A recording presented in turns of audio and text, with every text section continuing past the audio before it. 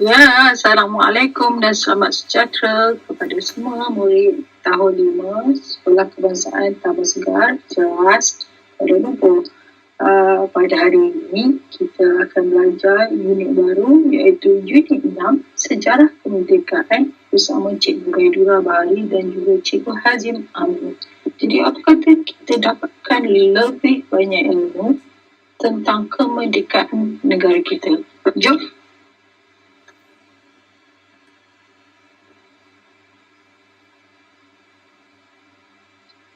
Okey, sebelum kita mulakan pelajaran, kita lihat dulu objektif pembelajaran yang perlu kita capai pada hari ini. Dan terdapat dua objektif.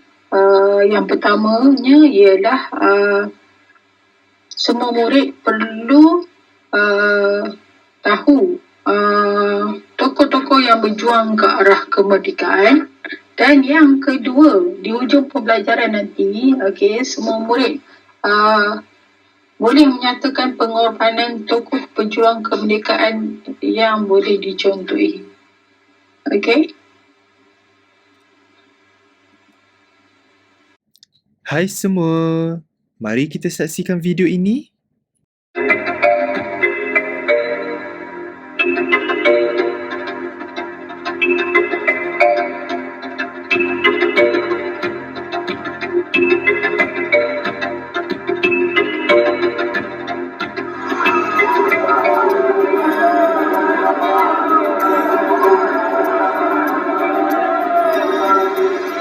Pada 20 hari bulan Februari 1956, di Padang Bandar Hilir, Melaka, ribuan rakyat berbilang kaum berhimpun menyambut Tengku dan rombongan, membawa pulang kabar gembira, persetujuan dan tarikh merdeka.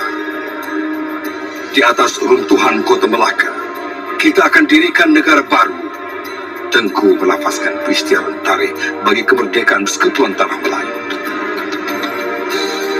Untuk dengan nama Allah, saya atas nama rakyat Melaya mengisytiharkan bahawa kemerdekaan penuh Persekutuan Tanah Melayu di dalam Commonwealth menurut perjanjian yang telah dicapai di London akan dilaksanakan pada 31 hari bulan Ogos 1957.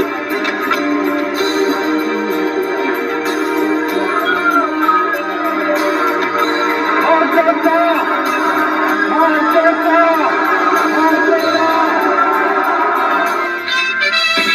Pagi 31 Ogos 1957, Kuala Lumpur dan seluruh negara dihias indah dengan bendera warna-warni.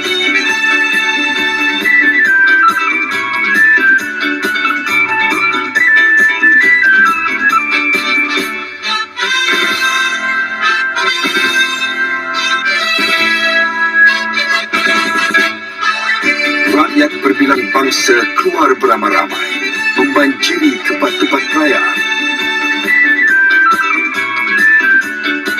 Di Stadium Merdeka, Raja-Raja Melayu, Wakil Ratu Elizabeth, Duke of Gloucester, Pesuruhjaya British yang terakhir, Sir Donald McGreevy, dan ribuan rakyat menyaksi dan mendengar Tengku Abdul Rahman Ibn almarhum Sultan Abdul Hamid Halim Shah membacakan peristiharan merdeka. Dengan nama Allah yang Maha Murah, yang Maha Kasiani.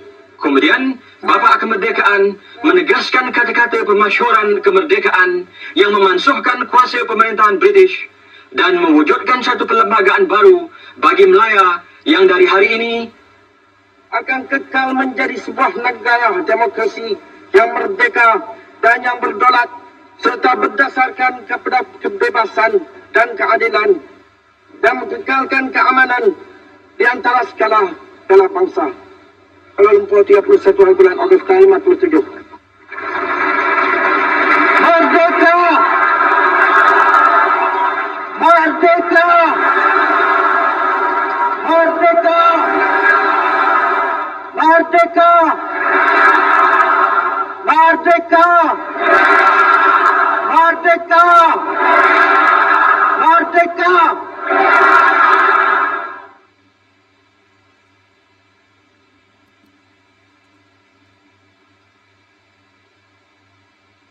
Jadi, apa kita tunggu lagi? Mari kita mulakan dengan tajuk kita yang pertama, iaitu Pejuang Kemerdekaan.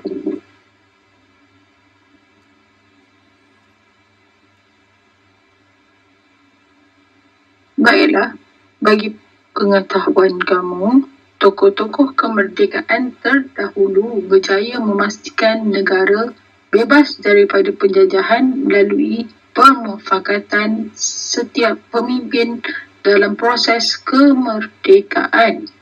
Maka para pemimpin dan rakyat generasi kini perlu sedar akan pentingnya muafakat yang menghasilkan kemerdekaan lampau. Jadi sejarah kemerdekaan negara perlu kita pelajari bagi memberikan pemahaman dan pengetahuan berkenaan dengan usaha pemimpin bersama-sama dengan rakyat dalam usaha untuk mencapai kemerdekaan. Dan kita perlu sedar bahawa pelbagai rintangan dan cabaran telah mereka lalui untuk membentuk serta menumbuhkan sebuah negara yang merdeka dan mengharungi detik-detik dalam pengisytiharaan kemerdekaan pada tahun 1957.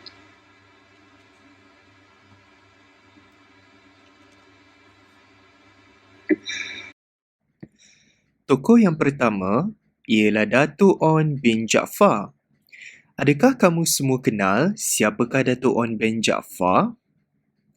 Pada tahun 1946, beliau telah dilantik menjadi pengerusi Kongres Melayu.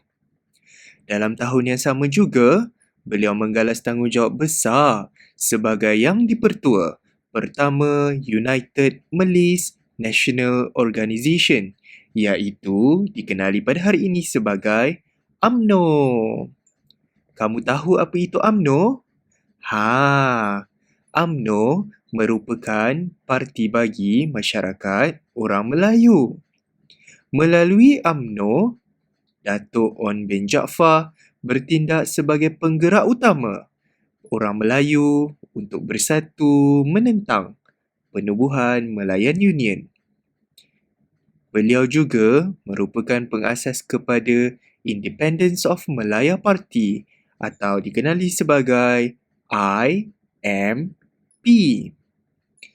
Untuk makluman kamu semua, Dato' Onn bin Jaafar merupakan ayah kepada Perdana Menteri Malaysia yang ketiga, iaitu Tun Hussein Onn. Okey, kita tengok kepada pejuang kemerdekaan yang kedua. Okey, tokoh yang kedua. Okey, namanya Tunku Abdul Rahman Putra Al-Haj Ibni Almarhum Sultan Abdul Hamid Halim Shah. Okey, kita tengok namanya yang panjang pun kita tahu. Okey, beliau berasal daripada kerabat diraja. Okey, jadi kalau kamu tengok pada gambar, okey, sama ada dalam buku teks ataupun dekat PowerPoint cikgu, okey, mesti kamu dah biasa kan tengok gambar tokoh yang bernama Tunku Abdul Rahman Putra Al-Haj ni. Okey, jadi cikgu ceritakan sedikit mengenai Tunku Abdul Rahman Putra Al-Haj. Tunku Abdul Rahman Putra Al-Haj, jangan silap bukan Tuanku tapi Tunku Abdul Rahman Putra Al-Haj. Okey, beliau merupakan yang di-Pertua kedua United Malay National Organisation UMNO. Okey, seterusnya pada tahun 1952 beliau menjadi pengasas kepada Parti Perikatan. Okey, Parti Perikatan ni ialah parti gabungan. Okey, bergabungan antara masyarakat Melayu iaitu UMNO, masyarakat Cina MCA, okey, masyarakat India MIC, okey. Dan tujuan Parti Perikatan ni ditubuhkan ialah bagi merapatkan lagi hubungan semua kaum dalam bidang politik. Dan Parti Perikatan ni kalau kamu sekarang memanglah tak lagi digunakan dengan nama Parti Perikatan, tapi Parti Perikatan ni masih lagi wujud, okey, dengan nama Parti Barisan Nasional. Okey. Seterusnya kita tengok apakah sumbangan Tunku Abdul Rahman dalam sebagai pejuang kemerdekaan negara kita. Okey. Pada tahun 1956, beliau telah menjadi ketua rombongan kemerdekaan Persekutuan Tanah Melayu ke London. Okey. Jadi tak pelik kenapa beliau dilantik menjadi Perdana Menteri Persekutuan Tanah Melayu yang pertama, dan beliau juga digelar sebagai Bapa Kemerdekaan. Dan seperti yang cikgu cakap tadi, okey, nama dia Tunku Abdul Rahman Putra Al-Haj Ibni Almarhum Sultan Abdul Hamid Halim Shah. Okey, jadi kita pun boleh nampak bahawa beliau ialah putera kepada Sultan Kedah.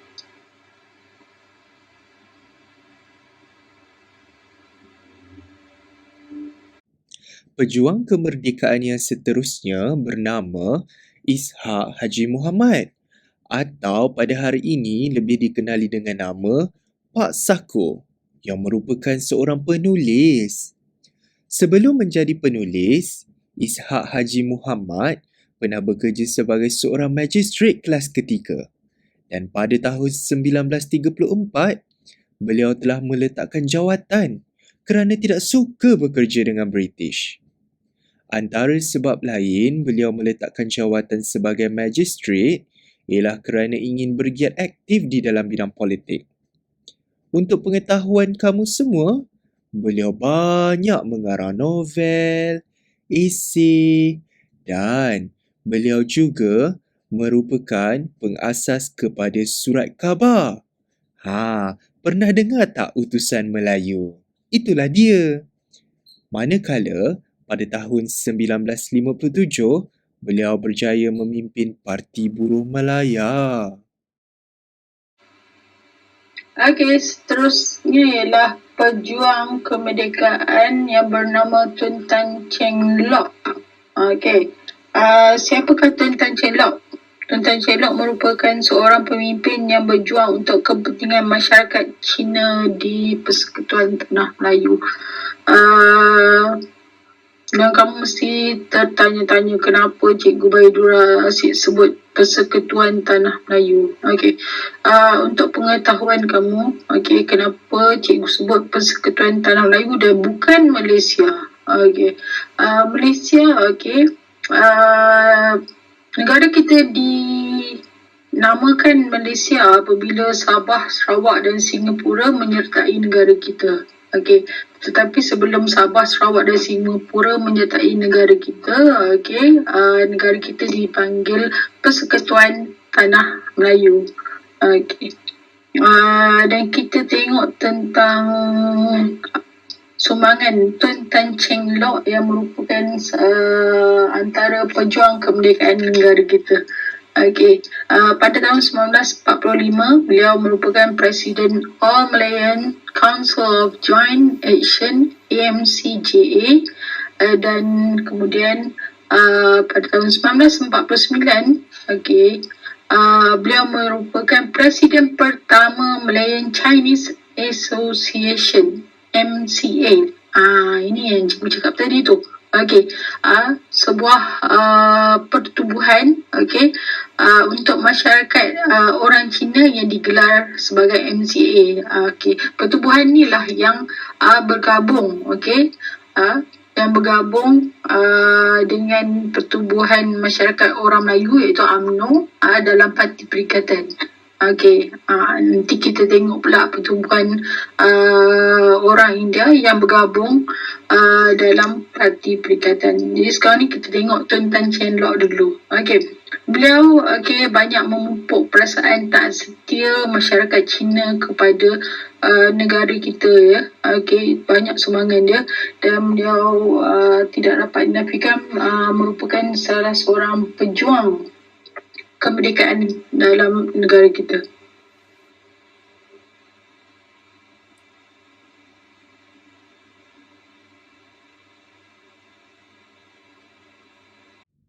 Pejuang kemerdekaan seterusnya ialah Tun Abdul Razak bin Datuk Husin. Beliau merupakan antara ahli rombongan kemerdekaan Persekutuan Tanah Melayu ke London. Pada tahun 1956, beliau telah memperkenalkan Penyata Razak dan menjadikan bahasa Melayu sebagai bahasa pengantar. Apa itu bahasa pengantar?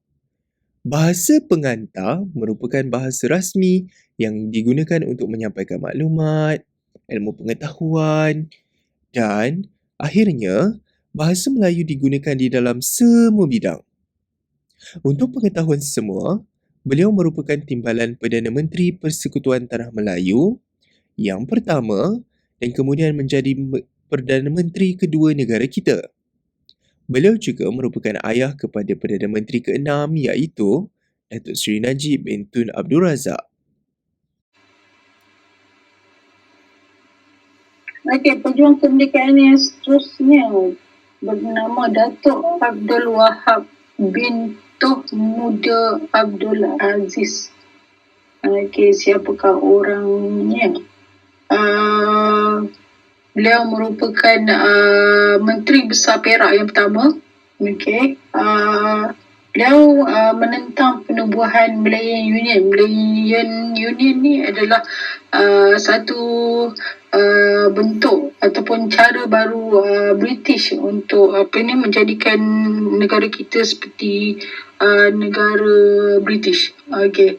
Jadi beliau antara orang yang menentang penubuhan Malayan Union dan Datuk Abdul Wahab ni merupakan setiausaha UMNO yang pertama.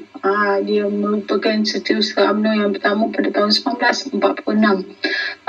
Semasa rombongan kemerdekaan Persekutuan Tanah Melayu ke London, beliau telah menjadi wakil kepada Raja-Raja Melayu untuk ke sana.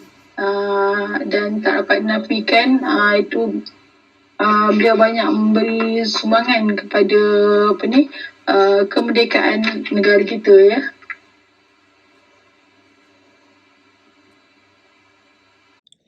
Pejuang kemerdekaan yang seterusnya bernama Tun H.S. Lee. Mari kita lihat apakah sumbangan tokoh ini dalam perjuangan kemerdekaan negara kita. Tahukah semua, pada tahun 1949, Tun H.S. Lee telah dilantik sebagai ketua bagi Pertubuhan Masyarakat Kaum Cina atau lebih dikenali sebagai MCA di negeri Selangor. Tidak dapat dinafikan, beliau merupakan pemimpin yang menggerakkan kerjasama antara UMNO dan MCA serta penggerak terhadap kerjasama antara pelbagai kaum. Pada tahun 1956, beliau merupakan ahli rombongan kemerdekaan Persekutuan Tanah Melayu ke London. Setelah negara mencapai kemerdekaan, Tun H.S. Lee telah dilantik menjadi Menteri Kewangan pertama Persekutuan Tanah Melayu.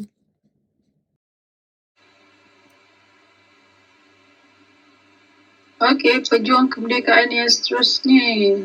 Kita tengok siapa ya? Tun V.T. Sambatan. Okey. Beliau merupakan Presiden Malayan Indian Congress MIC yang kelima pada tahun 1955. Okey. Ni satu lagi parti yang cikgu cakap, Pertubuhan untuk Masyarakat Orang India yang bergabung di bawah Parti Perikatan. Apabila tiga kaum itu bergabung, maka terbentuklah sebuah parti besar yang dipanggil sebagai Parti Perikatan yang sekarang ni dikenali sebagai Parti Barisan Nasional. Jadi kita tengok apa sumbangan beliau. Selain daripada dia menjadi presiden untuk orang-orang bangsa India. Beliau juga menyatupadukan semua kaum, menyatupadukan semua kaum, antara Melayu, Cina, India, untuk bersama supaya kita memperolehi kemerdekaan. Dan pada tahun 1957, beliau merupakan antara ahli rombongan kemerdekaan di London. Dan setelah negara kita mencapai kemerdekaan, beliau telah dilantik menjadi Menteri Kesihatan yang pertama bagi Persekutuan Tanah Melayu. Persekutuan Tanah Melayu tu Malaysia lah. Cuma masa time tu, Sabah, Sarawak dengan Singapura belum bergabung dengan sebenarnya Tanah Melayu. Sebab tu negara kita masih lagi kekal dengan nama Persekutuan Tanah Melayu. Dan apabila Sabah, Sarawak dengan Singapura bergabung dengan Semenanjung Tanah Melayu, barulah kita menukarkan nama kita kepada Malaysia.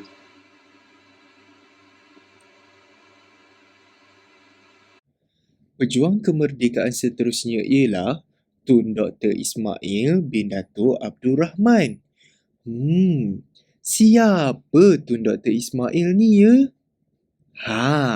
Untuk pengetahuan semua, beliau merupakan timbalan yang dipertua UMNO pada tahun 1951. Apa sumbangan beliau? Untuk pengetahuan kamu semua, beliau merupakan wakil UMNO untuk berunding dengan MCA, iaitu Pertubuhan Bagi Masyarakat Cina, bagi membentuk Parti Perikatan pada tahun 1951 hingga 1952.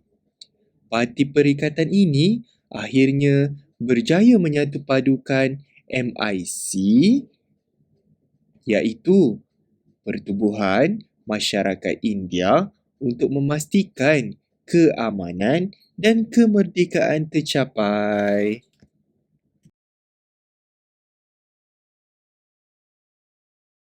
Oleh itu, murid-murid sekalian, sebagai anak merdeka, kita perlu rasa berbangga dan menghargai semua pengorbanan pahlawan tempatan, mahupun semua tokoh pejuang kemerdekaan.